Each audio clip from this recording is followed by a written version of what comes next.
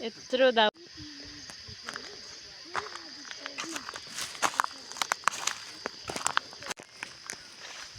यो कुन महिना हो? असार। अरूले पुसा दाउरा काटेर बोकेर भ्याउँछ।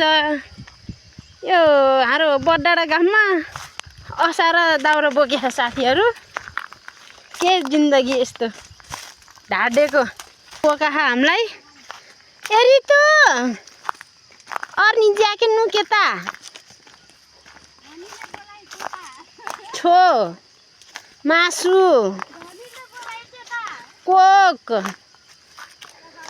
हान औसी फाटा आएर कौसीमा सुत्ने अरे। कान्छीले भारी हालेको ठुलो हालेर हामीलाई यत्रो असारको हिजो अस्तिको पानीले के अरे ढडाको दाउरा गर्नुभयो के थाहा। भारी बोक्न त्यसै सजिलो हुन्छ आफूले पो बिर्सी भ्याएर। कति वर्ष भयो यस्तो बुढी मान्छेलाई कहाँ भारी बोकाउन मिल्छ? साथीहरूलाई भन्नुहोस् त। बिचरा हाम्रो मेला हिँड्ने साथी सबैभन्दा सानो यत्रिको 2 फिटको नि छ छैन।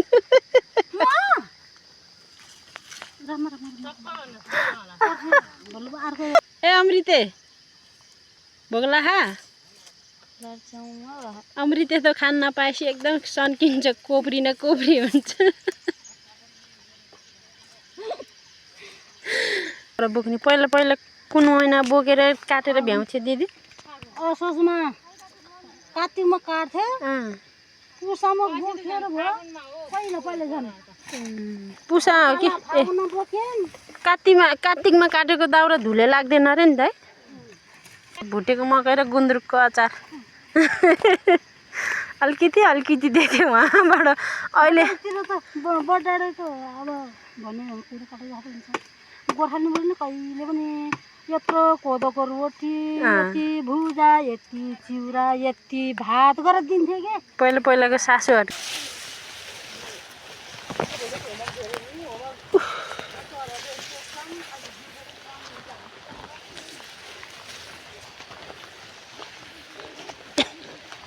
रितु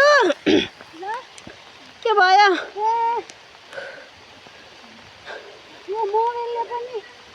झरीले गरुङ्गो भएर फुस्क्यो।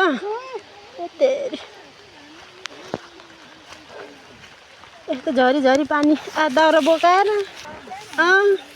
कहिले झरीमा सुन्तला टिपेर बोके, कहिले झरीमा दाउरा बोके। ए बा हो बाटो उतिकै चिप्लो भइसक्यो।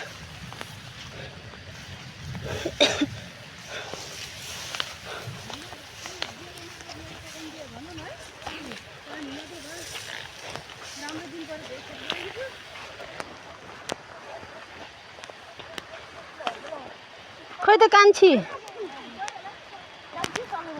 ए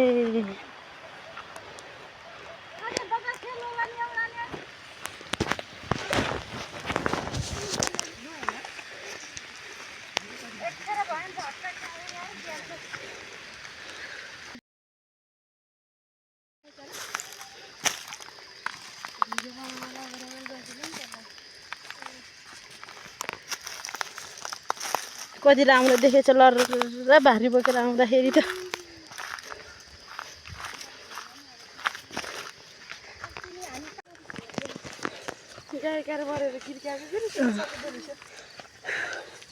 उकालो चढ्दा झन् गिदाउनु पर्छ क्या। गिदाइले उमाइली लामो सोरा अहिले के गीत चल्यो?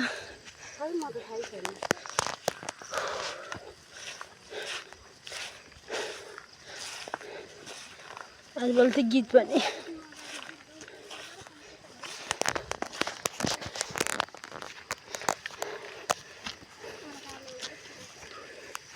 के ए म त केही नि मगाइन।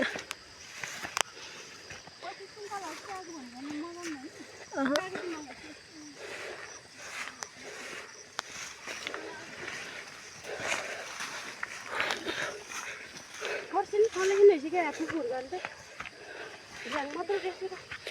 खाने त्यो फर्सी नि मलाई त मिठै लाग्नु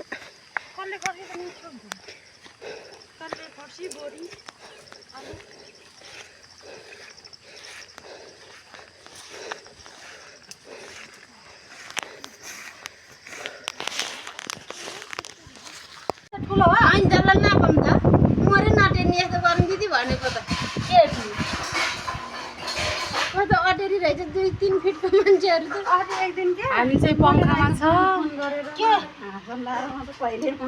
मेला पनि मान्छे 3 फुटको मान्छे 7 फुटको दाउरा बोकेर ल्यायो गऱ्यो भन्नु पर्ने छैन कस्तो फिल भयो त नि दिजु हजुरलाई चिसो खानु पाउँदै मेला आन्टीलाई के आन्टीलाई ए के भन्ने होला कस्तो भयो अरे के चिसो खानु पाउँदैन ए चिसो खान पाउँदा त मुख दुखुनबारी चिसो हुँदै पेटाउँ गयो किन 3 फिटको त्यो हेभी दानु र हो यो कान्छीको हो के को कान्छी हो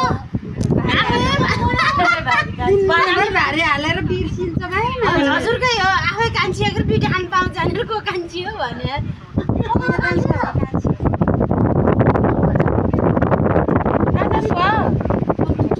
दुईटा महिला रहेछ थप ए यहाँ रोसी हाल्नु पाए त कस्तो हुन्थ्यो रौसी दिनु अरे यस्तो स्प्रे होइन म त्यसो भनेको अब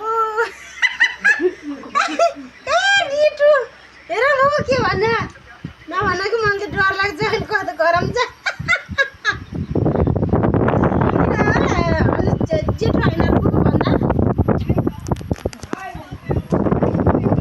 मान्छेहरू त डराउनै पर्छ लाइन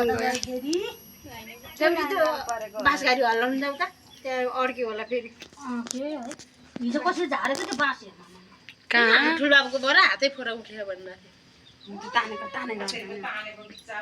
हार बुवा नि घरै हुनुहुन्थ्यो नि बोलाउनु जानुभयो कोही नभएको घरमा त घरबाट आइहाल्छ नि खेतलाहरूको कब्राहरू जाउँ किन पानी यहाँ त्यहाँ राखेको छ सबले पिँढी नयाँ बनाएको हो कि त्यही थपथाप गरेको भारी नै ठुल्ठुलै रोज्ने के खाँदै हुनुहुन्छ खेत लगाएको मासु ओहो मासु फर्सी करेलाको अचार लु हेर त मेल जानु पाएँ मोटाउँदै भन्छ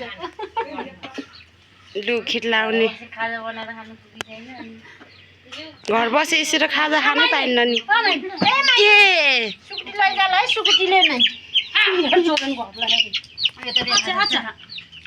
देखाएकै कुखुराको होला उस्तो खै हजुर किन यहाँ खान्न र खान्छ अलिकति त धेरै त खान्छ सुमेसा गरेर खान्छ भयो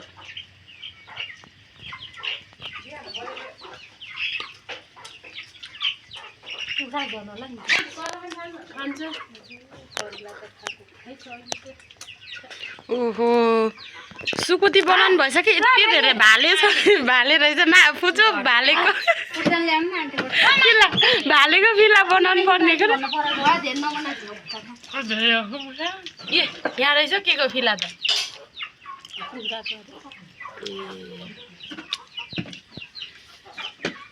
बुहारी भएर सुकुटी खान्छ नि यहाँ त हेर त यहाँ त पानी त आइस भएछ घाममा राख्ने हुन्छ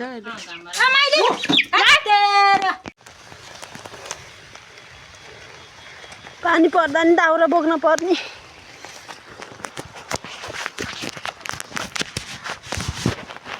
लड्यो भने ए मनिका हनिका ए तेरो बाउको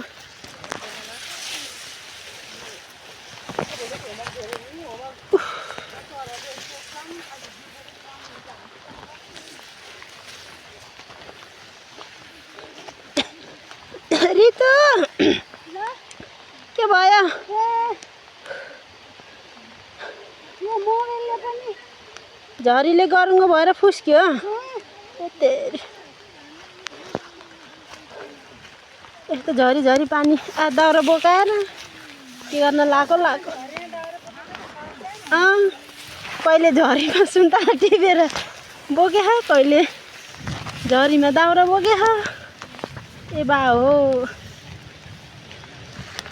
बाटो उत्तिकै चिप्लो भइसक्यो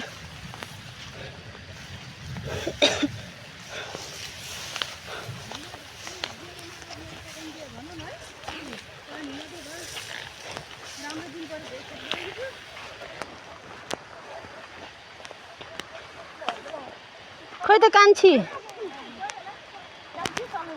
ए